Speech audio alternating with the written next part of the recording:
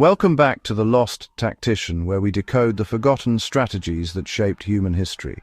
Now, just imagine for a moment facing a brutal winter with no insulated jackets, no central heating, and, honestly, not even any grocery stores. Most of us would probably flee south at the first snowfall, right? But what if I told you that ancient nomads didn't just survive these bone-chilling conditions, they actually chose to stay, to build their lives where temperatures plummeted far below freezing, where darkness swallowed up half the year, and where, well, a single mistake could mean death. We're about to uncover the mind-blowing secrets that kept them warm, fed, and alive when the world basically froze over. This wasn't desperate survival, this was mastery. The myth of flight, why winter wasn't a run factor. We need to shatter a fundamental misconception here. When winter approached, ancient nomads didn't migrate like birds heading for warmth. Migration wasn't just a simple journey, it was, honestly, a potential death march. Consider the logistics for a moment. Entire families, including elders with decades of survival knowledge, and infants who, well, couldn't even regulate their body temperature, would have to traverse hundreds of miles through unknown territory. They'd be abandoning established hunting grounds, where every animal trail, water source, and edible plant had been mapped through generations. Plus, they'd enter lands claimed by other groups, sparking conflicts they simply couldn't afford. The truth is far more fascinating. Ancient nomads stayed because they'd transformed winter from an enemy into an ally. Arctic coastlines teemed with seals, walruses, and whales, massive mammals packed with the energy-dense fat needed to fuel human metabolism through months of darkness. These frozen territories offered something even more valuable: almost no competition. While warmer regions saw constant warfare between groups, the far north remained virtually uncontested. The cold acted as a barrier that only the most ingenious could cross, creating exclusive access to vast resources. Shelter as sanctuary, engineering against the elements. Step inside the mind of an ancient builder facing winter's approach. Their shelter wasn't just protection, it was a precisely engineered thermal system. Forget the crude cave-dwelling stereotype.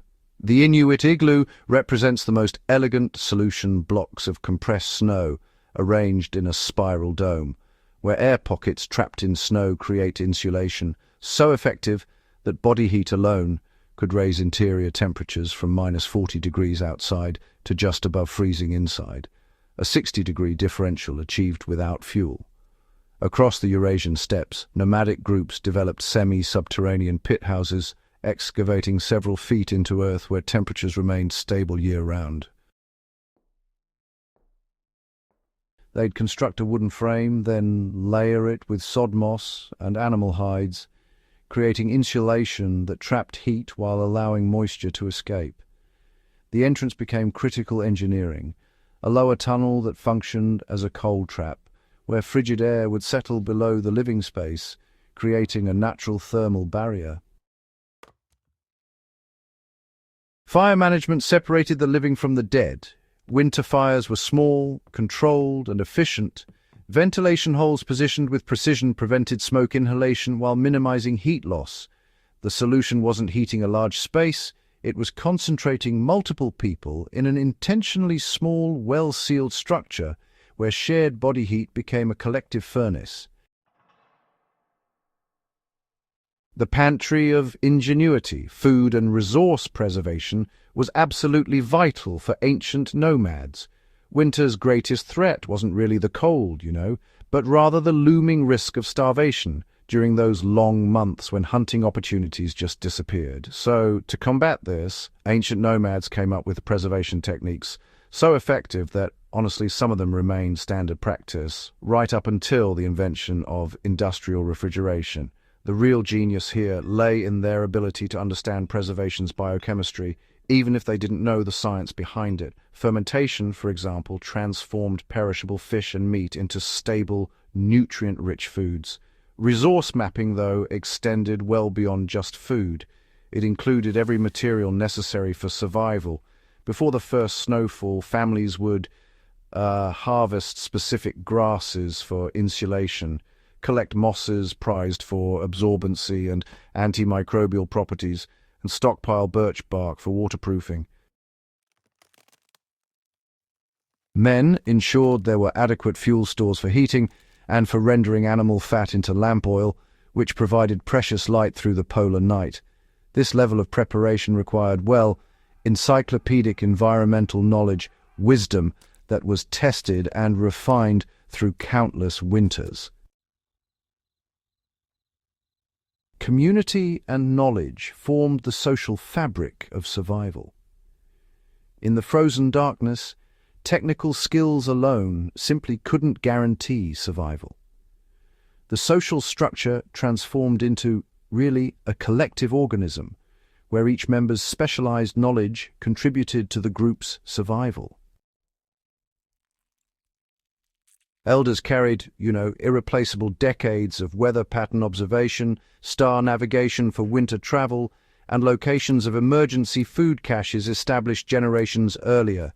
Children learned through constant apprenticeship, participating in every survival task from their earliest years. Specialized roles emerged from survival necessity. Certain individuals predicted weather changes by observing cloud formations and animal behavior. Social rituals served purposes deeper than entertainment. During months when darkness dominated and temperatures made outdoor activity dangerous, maintaining group morale became a survival priority equal to food and shelter. Lessons for today: reclaiming ancient wisdom.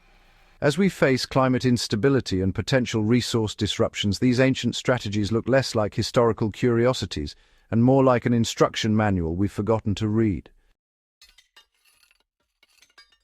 Ancient nomads understood something fundamental. Resilience comes from knowledge, community, and the ability to extract maximum utility from minimal resources. Their adaptability, the capacity to read environmental conditions and adjust strategies in real time, offers insights that, honestly, high-tech solutions just can't replicate. The forgotten skills deserve resurrection as practical knowledge. Understanding insulation principles might inform emergency preparations during winter storms. Recognizing that community sharing reduces individual risk could, really reshape how neighborhoods prepare for disasters.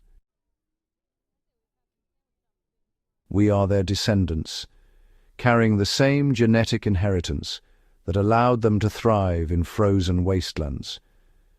That capability hasn't vanished. We've simply buried it under layers of convenience. The ancient nomads who thrived in winter's grip weren't mystically tougher. They were simply trained from birth in skills and mindset that transformed deadly cold into livable habitat. If you found these strategies fascinating, hit that like button and share this with someone who needs to understand that human ingenuity, not technology, is our species' true superpower. Subscribe to the Lost Tactician for more deep dives into the forgotten wisdom that shaped history. Until next time, stay sharp, stay curious, and remember, survival is a skill, not an accident.